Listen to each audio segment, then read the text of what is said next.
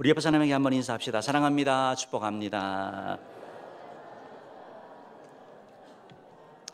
우리 지난주 암송 구절 같이 한번 볼까요? 지난주 암송 구절입니다. 같이 봅시다. 시작.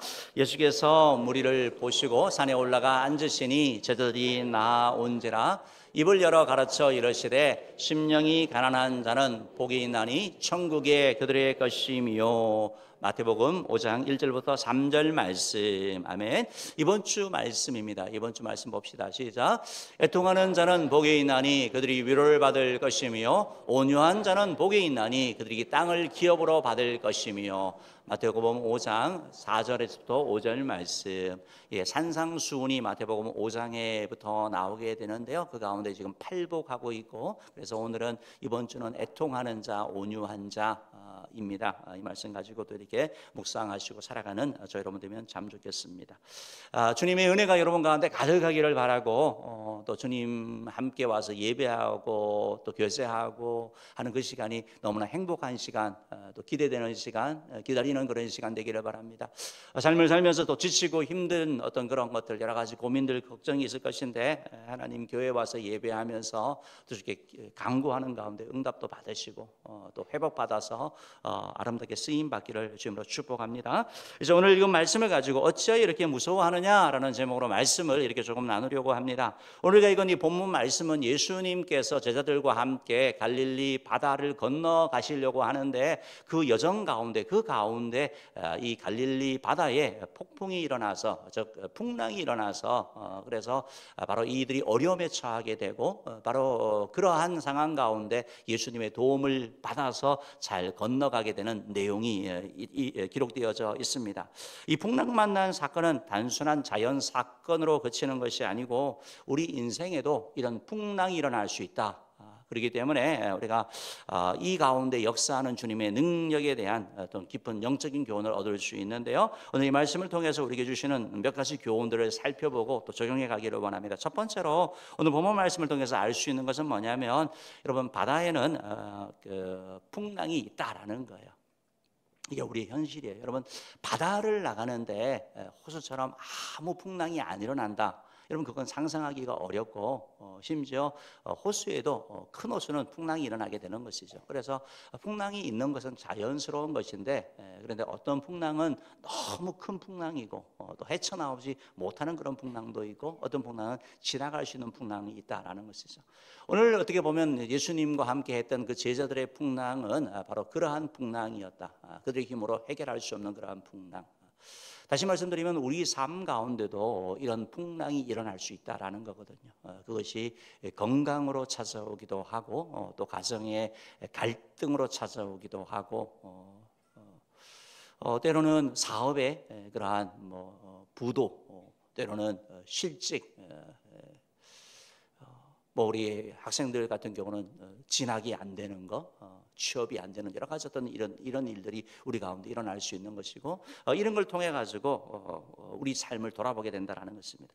오늘 마가복음 4장 35절부터 37절 말씀 한번 읽어보겠습니다. 시작. 그날 저물 때 제자들이 이르시되 우리가 저편으로 건너가자 하시니 그들이 무리를 떠나 예수를 배에 계신 그대로 모시고 가매 다른 배들도 함께 하더니 큰 광풍이 일어나며 물결이 배에 부딪혀 들어와 배에 가득하게 되었더라. 여기 이 말씀을 이렇게 보니까 예수님께서 저물 때에, 그러니까 밤에 이동하는 거예요. 여러분, 보통 밤에 훨씬 파도가 세잖아요. 이것처럼 갈릴리 이 바다도 저녁에 이렇게 건너가자고 할 때 바로 이러한 어려움이 있은 것을 이렇게 보게 되거든요. 여러분, 바다에 나가게 되면 풍랑이 있는 거 당연한 거 아니겠습니까? 그것처럼 우리 인생에도 풍랑이 있는 것은 왜 이런 일이 일어났나라는 그 태도보다 풍랑이 일어날 수 있다. 이게 받아들이는 것이 여러분 중요한 자세라는 걸 말씀드리는 것입니다. 바닷가에 사는 사람은 지금 과학 시대라고 하고 최첨단을 달리지만 그러나 여전히 미신을 섬기죠. 왜냐하면 무슨 일이 일어날지 모르기 때문에 그런 불안함들이 있는 것이 사실인 것을 보게 됩니다. 이제 오늘 이 배경이 바로 갈릴리 호수 또는 갈릴리 바다. 원래 갈릴리 호수지만 그러나 워낙 그 크기나 이런 것 때문에 바다라고 불리는 곳에 일어난 풍랑이거든요. PPT 한번 좀 보여주실까요? 예수님이 활동하셨던 갈릴리 호수입니다. 갈릴리 호수입니다. 배가 한 척 있는데 상당히 꼭 바다처럼 상당히 멀리 보이죠. 그러니까 이게 엄청난 크기인 것을 알게 됩니다. 다음 사진을 보여주시면 아주 잔잔한 정말 뭐 바다를 보는 것 같은 그런 느낌을 가지게 됩니다. 다음 사진 보시면 바로 저 갈릴리 호수가 왜 바다로 불리는지 알게 되는데요. 바로 저렇게 파도가 풍랑이 일어나는 것을 보게 됩니다. 다음 사진 보여주시면 이 갈릴리 바다, 갈릴리 호수인데 바다라고 불리는 이유가 여러분 동서남북의 그 크기가 12km, 8km, 제일 가까운 게 8km예요, 크기가.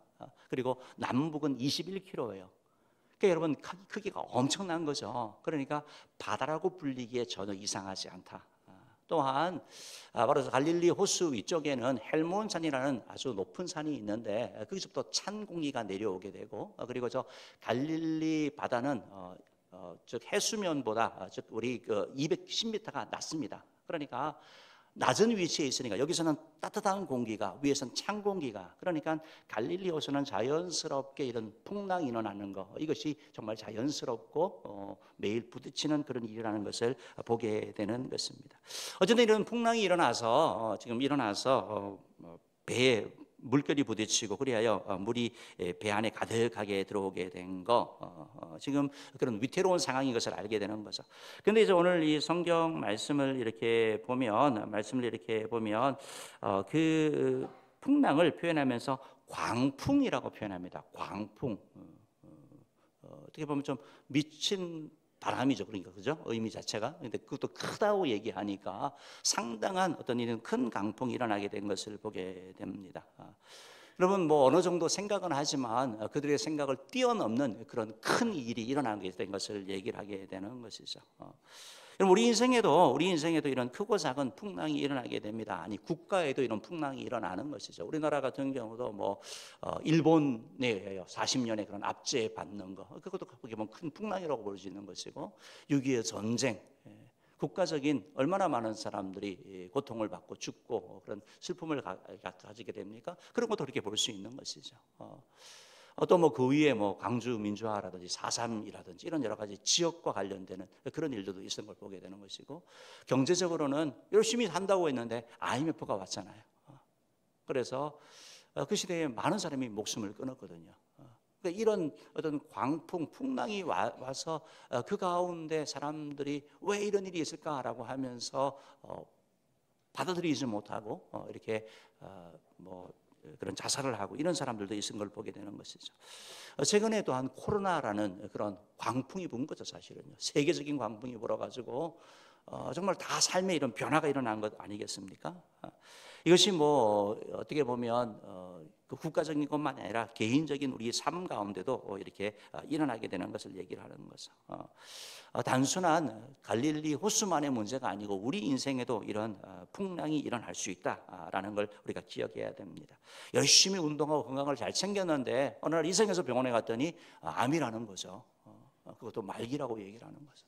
큰 광풍이 우리 가운데 찾아오게 되는 것이죠. 사랑하는 가족이 사고를 당합니다. 그리고 죽기도 합니다. 이것도 큰 충격이 있는 것이죠. 말을 잘 듣고 뭐 공부도 잘하던 자녀가 어느 순간 갑자기 뭐 어떤 친구들과 조금 어울리더니 방황하기 시작하고 저항하고 막 이런 일들, 그런 말미암아 가정이 풍지박산 나는 거죠.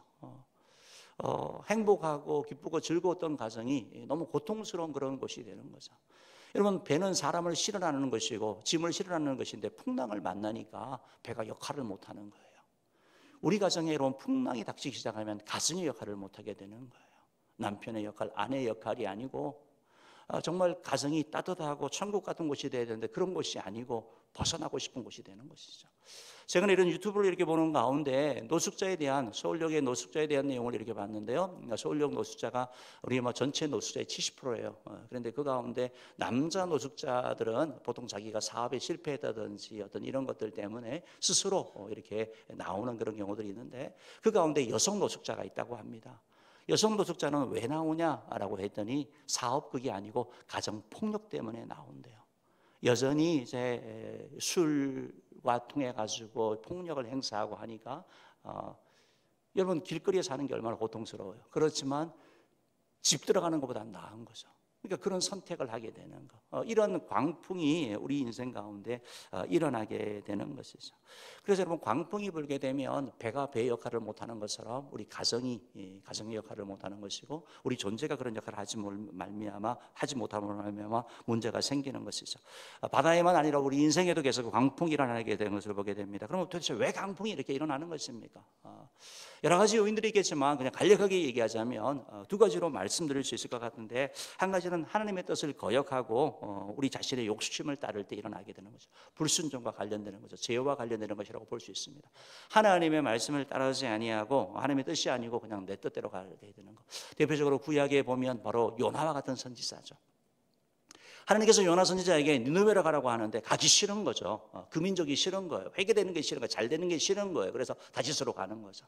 그때 하나님은 광풍을, 큰 풍랑을 일어나게 해가지고 돌아가게 하시는 그런 역사를 보는 것처럼, 우리 삶 가운데도 우리가 하나님의 말씀, 우리가 개인적으로 이제 결정하는 거죠. 이건 내가 아는 거죠. 하나님이 말씀하시고 내가 해야 되는데 그걸 계속해서 때로는 불순종하고 내 뜻대로 갈 때 우리 가운데 이런 광풍이 일어날 수 있다는 거. 또 하나는 오늘 본문의 말씀처럼, 이 본문 말씀은 이 제자들은 그렇게 하나님의 뜻을 거역한다든지 자기 욕심 따라간 거 아니잖아요. 오늘 성경이 뭐라고 말씀하십니까? 예수님께서 건너가자라고 말씀하고 있거든요. 그리고 예수님이 함께했다고 말씀하는데 이런 큰 광풍이 일어난 걸 얘기를 하는 거죠. 이것은 바로 믿음의 연단이죠. 믿음의 연단이죠. 이 광풍을 통해 가지고, 이 풍랑을 통해 가지고 믿음이 측정되게 되고, 믿음이 연단되게 되고, 믿음의 사람으로 세워지는 일이 일어나게 되는 것을 말합니다. 우리 인생길에 분명히 주님이 함께하고 주님이 기뻐하는 일을 선택하는데도 여전히 고통과 아픈 일이 일어나게 되는 거죠. 어려움이 있습니다. 그런데 그 어려움은 바로 우리를 주님 앞에 가게 하고 주님을 바라보게 하고 주님 앞에 향하게 하는 그런 역할을 하게 되는 거죠. 베드로전서 4장 12절 13절 말씀은 이런 말씀이 있는데 한번 읽어봅시다. 시작. 사랑하는 자들아, 너희를 연단하려고 오는 불시험을 이상한 일 당하는 것 같이 이상히 여기지 말고 오히려 너희가 그리스도의 고난에 참여하는 것으로 즐거워하라. 이는 그의 영광을 나타내실 때 너희로 즐거워하고 기뻐하게 하려 함이라. 이 말씀처럼 불시험과 같다, 연단한다라는 거예요, 우리 가운데. 그러니까 믿음 생활 잘하는 가운데도 이런 광풍이 불 수 있습니다. 풍랑이 일어날 수 있는 거예요. 그러니까 풍랑이 일어났다라고 할 때 중요한 것은 우리의 태도인 거죠. 이것이 나에게 왜 이게 일어나는 거야? 도대체 왜 이런 삶이 펼쳐지는 거야? 라는 것이 아니고 일어날 수 있다라는 걸 받는 거. 그리고 만약에 우리에 일어난 이 광풍이 바로 내가 하나님의 말씀에 대한 불순종과 제약과 관련된다면 우리가 돌이키면 됩니다. 회개하면 됩니다. 그러나 하나님의 말씀을 따라가고 있는데 이런 광풍이 일어난다면 우리는 버텨야 되는 거예요. 포기하지 않고 그 길 가운데 붙잡아야 되는 거고, 그때 하나님께서 우리를 연단시키고 우리를 통하여 일하시는 것을 보게 되는 것이죠. PPT를 한번 좀 보여주시면 좋겠는데요. 여러분, 저분이 이제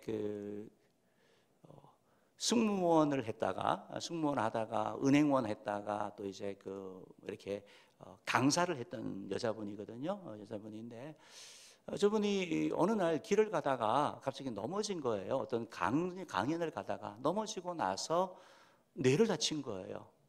그리고 뇌의 40%를 잘라내대요. 넘어진 것 때문에. 그러니까 감각이 없는 거죠. 후각, 이런 미각도 없고, 그리고 말도 못하는 거예요, 처음에. 이런 끔찍한 일이 일어난 거거든요. 근데 저분이 이렇게 얘기를 해요. 뉴스인데요. 한번 여기 한번 좀 볼까요? 우리 PPT 그 영상 한번 잠깐 볼게요. 봅시다. 하면서 하늘 보면 불의의 사고로 머리뼈를 자르는 수술을 받은 승무원 출신 유튜버 사연이 외신에 소개돼 주목받고 있습니다. 홍콩 매체 사우스 차이나 모닝포스트는 왼쪽 머리뼈를 잃은 승무원 우은빈 씨를 소개하면서 장애를 극복하기 위한 노력이 많은 사람에게 영감을 주고 있다고 전했습니다.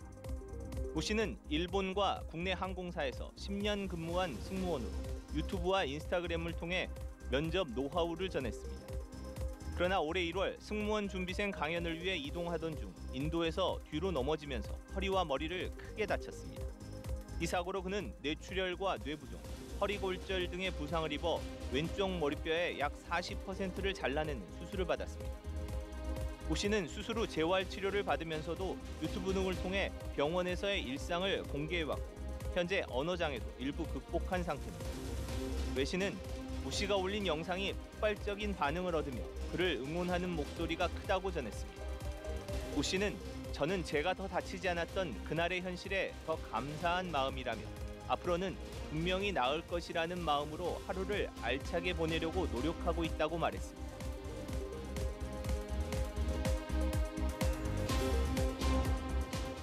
예, 저분의 이제 아버지하고 어머니고 저분 결혼해서 남편도 있고요. 그래서 다 이렇게 응원하고 있더라고요.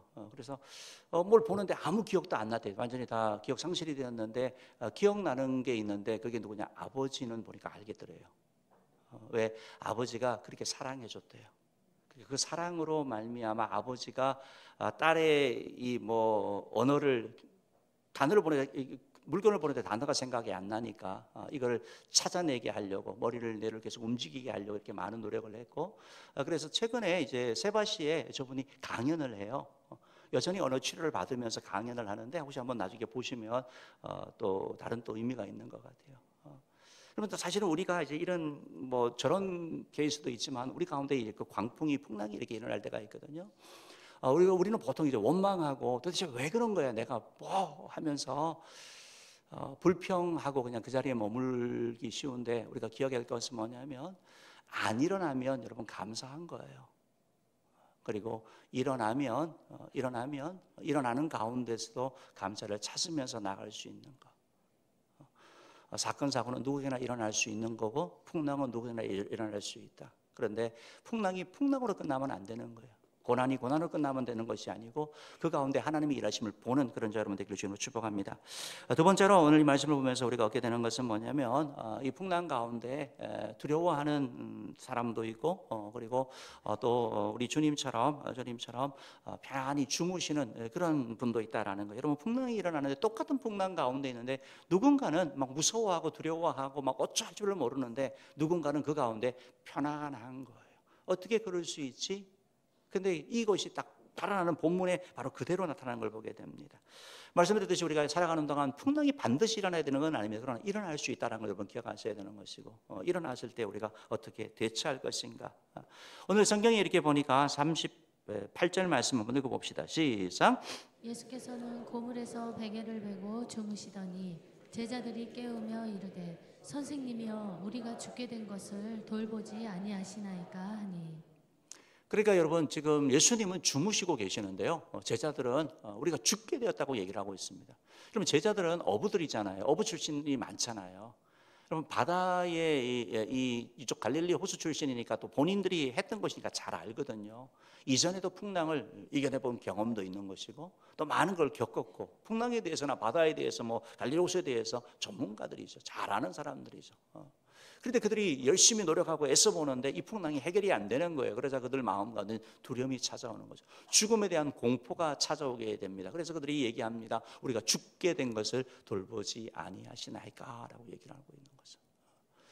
바로 지금 이 그 풍랑 가운데 막 해보다가 안 돼가지고 막 두려움으로 말미암아 어떻게 보면 예수님에 대한 원망이기도 하고 그러면서 이 죽음의 공포, 두려움을 느끼는 이런 모습을 보게 되는 것이고 또 한 분이 바로 예수님이죠. 예수님은 그 풍랑 가운데 그냥 주무시는 거예요. 아무리 풍랑이 거칠게 날뛰어도 예수님에게는 문제가 되지 않기 때문에 주님은 저희 통제 가운데 있기 때문에 주님은 편히 주무실 수 있다는 거예요. 어떻게 저럴 수 있지? 라고 우리가 생각할 것 같은 그런 편안함으로 주님께서 주무시는 것을 보게 됩니다. 디모데서 1장 7절 말씀 보면 이런 말씀이 있거든요. 하나님 우리에게 주신 것은 두려워하는 마음이 아니요 오직 능력과 사랑과 절제하는 마음이 두려워하는 마음이 아니라고 말하고 있습니다. 그래서 주님께서는 우리에게 평안을 주기 원하시고 그래서 예수 믿을 때 우리 가운데 평화가 임하는 것인데 광풍이 일어나서 계속 우리의 평화와 기쁨을 뺏어가려고 하는 것이죠. 그렇지만 광풍이라는 그 현장 가운데 주님께서는 그 평화를 유지하며 나아가는 것을 보게 됩니다. 광풍은 우리가 누구인지를 알게 합니다. 이런 믿음이 다 좋다고 얘기하지만 광풍이 일어나 보면 압니다. 풍랑이 일어나 보면 그 사람의 신앙의 모습이 드러나게 되는 거예요. 우리는 남들에 대해서는 너무나 잘 압니다. 남들에 대해서는 우리가 조언을 잘해주고 그거 그렇게 하면 안 되고 그 기도해야 되고 해야 된다라고 말합니다. 그렇지만 이게 나의 문제일 때는 다른 태도를 취하는 것이죠. 이게 바로 제자들의 모습이고 우리의 모습인 것을 보게 되는 것입니다. 여러분, 예수님은 편히 주무시고 제자는 무서워가지고 두려워가 공포 가운데 이렇게 있으면서 제자들이 결국은 해결하지 못할 때 바로 주님을 찾게 되는 거죠. 여러분, 우리도 그렇지 않습니까? 내 힘으로 할 수 있고 내 지식으로 내 공부로 이거 충분히 해결할 수 있다고 생각했는데 일이 안 될 때 두려움이 찾아오고 그때 우리가 하나님을 발견하게 되는 거 아닙니까? 사실은 우리 인생의 막다른 길에 도달하게 되는 거, 캄캄한 가운데 있게 되는 거, 그것이 축복일 수 있다는 거. 왜? 바로 주님을 발견하게 되는 것, 주님 앞에 나아가는 길이 되기 때문에 그렇다라는 것입니다. 그 상황 가운데 저들은 예수님을 발견하고 예수님을 깨우면서 얘기합니다. 저들이 예수님이 보이기 시작합니다. 그래요. 예수님께 말합니다. 주여, 우리가 죽게 된 것을 돌보지 아니하십니까? 라고 하면서 주의 도와달라고 요청하는 거죠. 이런 요청을 들은 주님께서 이렇게 하시죠. 39절 말씀 읽어봅시다. 시작. 예수께서 깨어 바람을 꾸짖으시며 바다더러 이르시되 잠잠하라 고요하라 하시니 바람이 그치고 아주 잔잔하여 지더라. 예, 이 말씀 있는 것처럼 잠잠하라 고요하라 하시니 바람이 그치고 잔잔해졌다는 말처럼 여러분 주님께서 그 문제를 해결해 주시는 걸 말하고 있는 거예요. 우리가 이 말씀을 보면서 예수님은 하나님이신 걸 보여주는 거잖아요. 하나님 천지 만물을 창조하신 하나님이시니까 바람까지 바람의 이 풍랑까지 잔잔케 하시는구나라는 걸 볼 수 있지만 더 놀라운 건 뭐냐면 여러분 제자들의 요청에 반응하셨다라는 거예요. 그 전능하신 하나님께서 천지 만물을 창조하신 하나님께서 제자들이 주여 우리가 죽게 된 것을 돌보지 않습니까? 라고 할 때 그들의 부르짖음 가운데 응답하신 주님, 그분이 바로 우리 하나님인 것을 말씀하고 있는 것이죠. 예수님은 제자들의 외침을 듣고 광풍을 잠재우십니다. 말씀으로 잠잠하라 하시자 사납게 뛰어놀던 파도가 잠잠해진 것입니다. 마치 울부짖던 맹수가 온순한 애완동물이 된 것과 같은 그런 현상으로 말미암아 문제가 해결된 것을 얘기를 하는 것이죠. 그러자 그 산악에 뛰어놀던 파도가 잔잔해진 것처럼 이 제자들 마음에 불안과 두려움이 가득했는데 그 마음이 예수님을 통하여 예수님 같은 그런 평화를 찾게 되었습니다.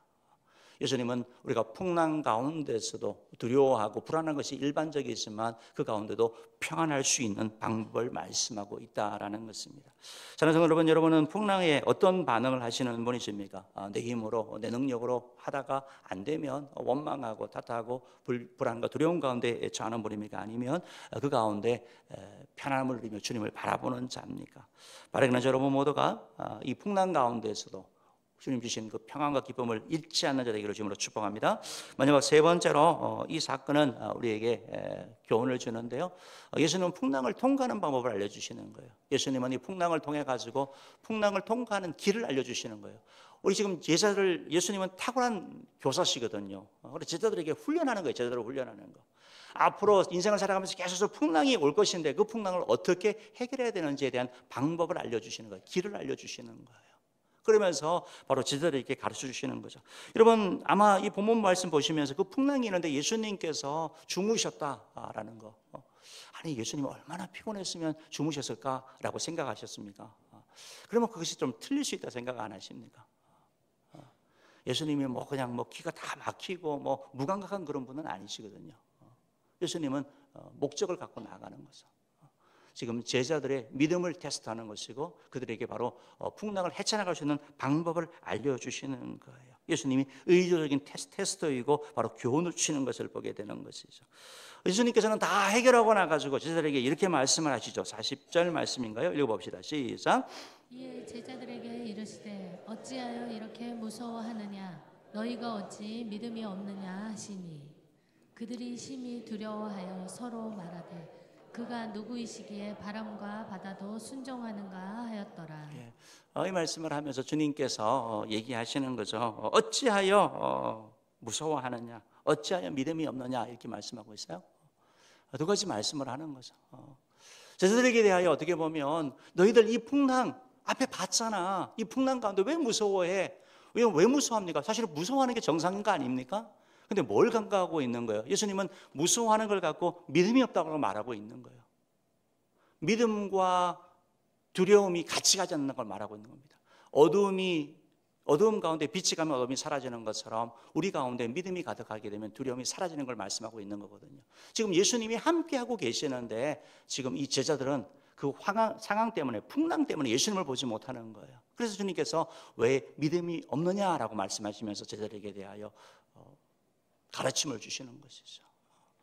여러분, 우리가 말씀하는 것처럼 주님께서 교훈을 주시는 거예요. 어떻게 해결해야 되느냐, 어떻게 그러면 믿음을 가지느냐라는 거예요. 풍랑을 해결하는 방법이 뭐냐? 믿음을 가진다라는 거예요. 바로 주님을 바라본다라는 것입니다. 풍랑이 있는 상황 가운데서도 해결할 수 있는 방법인데 그게 뭐냐? 바로 주님 앞에 나아가는 것이다라고 주님께서 말씀하고 있는 것입니다. 사랑하는 우리 은혜의 성도 여러분, 우리가 인생을 정말 살아가면서 제자들처럼 여러 가지 성경 말씀 내용 잘 알고 있습니다. 제자들도 예수님의 기적도 목격했고 여러 가지 내용들 다 들었거든요. 그래서 누군가에게 얘기하면 말해줄 수 있어요. 집사는 그러면 안 되고, 권사가 그러면 안 되고, 장로가 그러면 안 되고, 이렇게 해야지라고 말해줄 수 있어요. 그런데 이게 내 문제는 다르다라는 거예요. 다른 사람 고쳐주고 다른 사람의 문제를 해결해 줬는데 주님, 이거는 아니지요, 이거는 내가 해야지요 라고 하는 반응이 나오게 됩니다. 41절 말씀 한번 읽어볼까요? 41절 말씀인가요? 읽어봅시다. 시작. 그들이 심히 두려워하여 서로 말하되 그가 누구이기에 바람과 바다도 순종하는가 하였더라. 그들이 얘기하는 것이 두려워하면서 누구길래 바람과 바다도 순종하는가라고 말하고 있습니다. 여러분, 죽은 자를 살리신 주님께서 뭐 바람과 바다 해결하는 게 뭐가 문제가 되겠어요? 아무것도 아니잖아요. 그런데 저 사람 문제는 해결할 수 있는 거예요. 저 오래된 병은 해결할 수 있는 거예요. 그러나 지금 내가 닥친 바람과 바다는 예수님이 못할 것 같은 거예요. 예수님을 보지 못하는 거죠. 여러분, 이게 꼭 우리의 모습과 똑같습니다. 남의 문제는 우리가 다 답을 잘 알거든요. 그러나 이것이 내 문제가 될 때 주님을 보지 못하게 되고 문제만 보게 되는 거. 그래서 주님께서는 어찌하여 무서워하면서 어찌하여 믿음이 없느냐라고 말하면서 바로 우리에게 믿음을 가질 것을 말씀하고 있는 거죠. 바로 주님을 보라고 말씀하고 있는 거예요. 그 주님이 누구냐라는 거예요. 그 주님이 바로 천지 만물을 창조하신 분이고 바로 문제를 해결할 수 있는 분이라는 사실을 잊지 않게 될 때, 그것을 기억하게 될 때 문제를 해결할 수 있는 것을 말씀하고 있는 거거든요.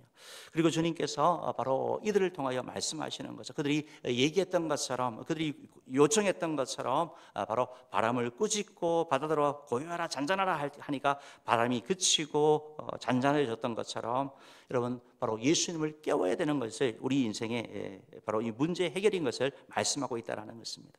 여러분, 예수님께서는 우리에게 이 풍랑을 해결하는 방법을 말씀하고 있는데 문제 가운데 주님을 보는 거예요. 문제가 너무 크고 내가 처한 그 풍랑이 너무 커 보이면 주님이 보이지 않게 되고 주님을 잃어버립니다. 그래서 믿음의 사람이라고 하는데 믿음의 사람답지 않은 행동을 하는 것이죠. 예수님과 전혀 상관없는 그런 행동을 하는 것이죠. 그리고 나서 감사한 것은 저들은 자기들 한계 상황 가운데 주님을 찾게 되었고 주님께 도움을 요청했습니다. 그런데 예수님께서 하는 말씀이 어찌하여 무서워하고 어찌하여 믿음이 없느냐 말씀하시면 약간 책망하는 투로 말씀하는 거거든요. 여러분, 만약에 그런 생각을 해보는데요, 만약에 초신자가 예수 믿은 지 얼마 안 된 사람이 자기 노력대로 다 해보다가 문제가 되는데 해결하다가 안 돼가지고 주님 앞에 왔어요. 주님 도와주세요 라고 한다면 주님께서 이렇게 말씀하지 않았을 거예요. 신앙의 수준이, 제자의 수준은 이 상황 가운데 내 문제를 해결하고 주님 앞에 가는 것이 아니고 바로 문제 앞에서 바로 주님을 놓치지 않는 자가 바로 제자인 거거든요. 그래야지 풍랑 가운데 믿음을 잃지 않고 풍랑 가운데 덜 고생하고 풍랑 가운데 주께 영혼 돌리는 자가 되기 때문에 주님께서 이 말씀을 하시는 것이죠. 그리고 또한 주님께서 말씀하고 있는 거죠. 주님은 그 자리에 함께 계셨거든요. 풍랑이는 가운데 함께 계셨습니다. 그런데 제자들이 어떻게 해결했습니까? 주님을 깨웠거든요. 주님께 요청했거든요. 이게 바로 기도 아니겠습니까? 주님께서는 바로 우리에게 바로 이 풍랑의 해결법이 바로 기도에 있다라고 이렇게 말씀하고 있는 것을 보게 되는 것이죠.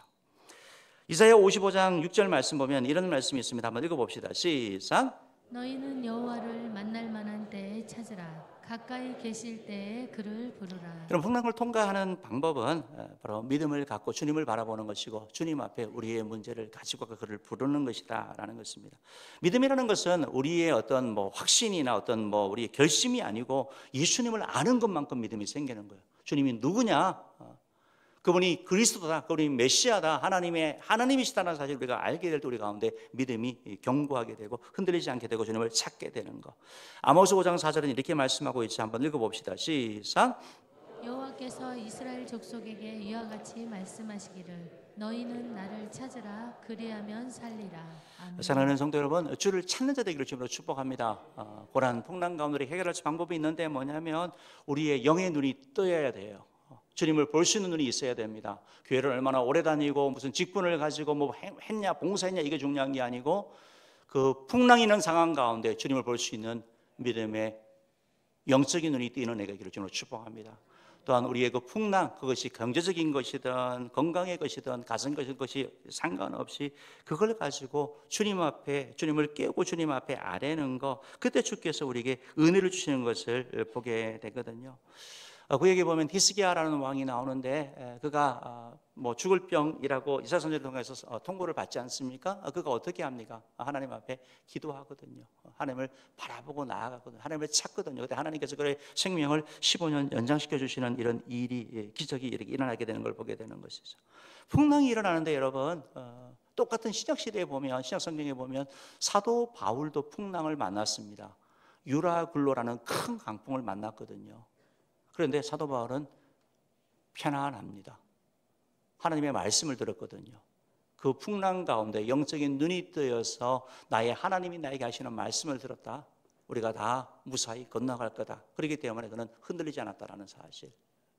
저와 여러분이 힘써야 될 일이 뭐냐? 바로 영적인 눈이 띄어서 주님을 바라보는 것, 주님을 놓치지 않는 것과 그 주님을 깨워서 그 주님 앞에 나아가는 것인 줄을 믿습니다. 그러니까 우리가 불렀던 찬송가 있는 것처럼, 찬송가 406장이 있는 것처럼 고난 내용은 편히 쉴 곳과 풍랑이라도 안전한 보고 폭풍까지도 다스리는 주의 영원한 팔 의지에.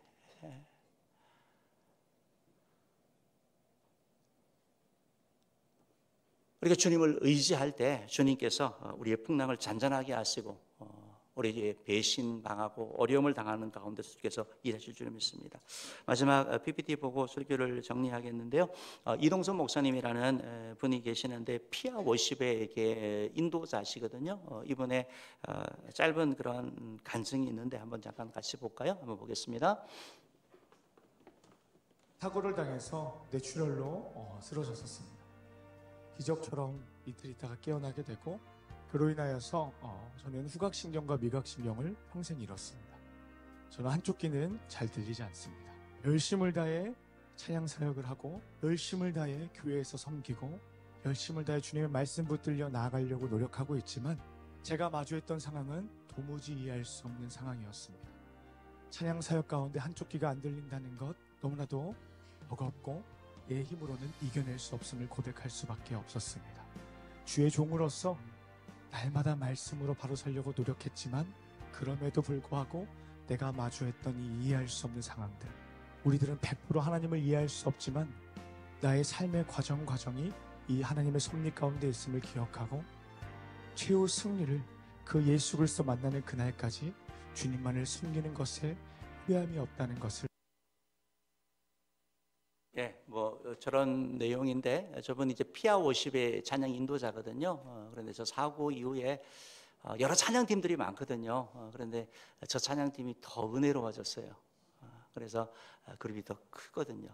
원래 이제 안 들리고 하면 더 못해야 되잖아요. 그런데 하나님께서 도와주시는 거예요. 하나님의 은혜가 임한다는 것입니다. 그래서 우리의 생각과 하나님의 계획이 다를 때가 있고 하나님의 계획은 항상 우리 계획보다 더 좋고 더 크다는 사실을 기억하면서 풍랑 가운데서 주님을 놓치지 아니하고 주님 앞에 나아가는 저 여러분 되기를 주님으로 축복합니다.